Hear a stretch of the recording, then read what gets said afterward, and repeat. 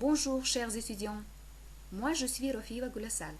Aujourd'hui nous apprenons comment exprimer la cause et nous allons ensemble vers la réussite. Bon, commençons. Qu'est-ce que c'est la cause? C'est un fait qui est à l'origine de notre fait, à ne pas confondre avec la conséquence qui est le résultat d'une action. La cause, Ouzbek tilida sabab, vaj, bois, dalil, asos kabi tarjima qilinadi.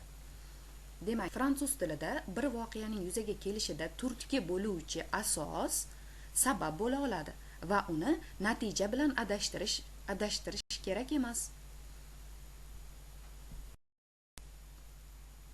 Comment exprimer cette cause? La cause peut être introduite par la ponctuation, les deux points qui relient deux propositions indépendantes. Par exemple, route barrée, deux points, travaux. Ou bien, on peut dire aussi, la route est barrée parce qu'il y a des travaux. Encore, par le participe présent. Par exemple, le trafic étant trop dense, je reportais mon départ. Encore, par la conjonction de coordination car qui énonce une affirmation et non pas une explication. Par exemple, il est absent car il a de la fièvre. Encore, par un adverbe, tant, tellement, en effet. Par exemple, la rivière est sortie de son lit tellement il a plu. Encore, la conjonction de subordination, comme, puisque, parce que, étant donné que, d'autant plus que, d'autant moins que, vu que, sous prétexte que, etc. Elle a eu un accident parce qu'elle téléphonait en conduisant. J'espère que vous avez compris bien. La conjonction de subordination relie deux propositions. Une proposition principale et une proposition subordonnée conjonctive circonstancielle de cause. La cause peut être introduite par les propositions aussi. Par exemple, à, de, par, pour. Elles peuvent être suivies de pronoms, de noms, d'infinitifs. Par exemple, elle pleurait de joie. Elle est restée par amour pour lui. Il a été puni pour avoir menti. À jouer avec le feu, tu vas finir par brûler.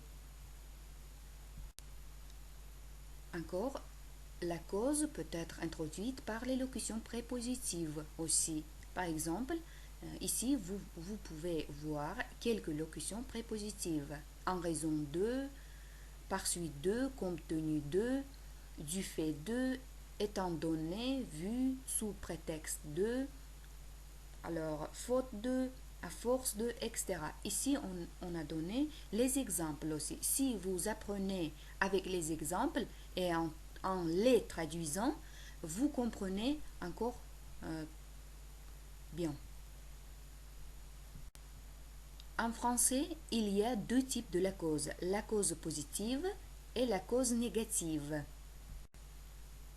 Si vous avez la cause positive, vous utilisez du mot grâce à.